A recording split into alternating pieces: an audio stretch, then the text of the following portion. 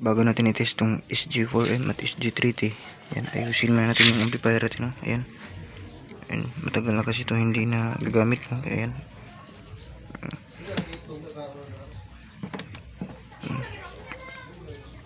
Mga ilaga, kit-kit. Ayan.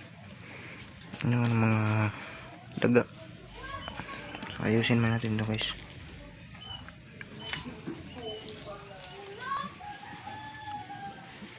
Guys, EV5021 BT yung amplifier natin. So ito yung laman niya, yan. Daming alikabok. Gamit tayo ng brush nito.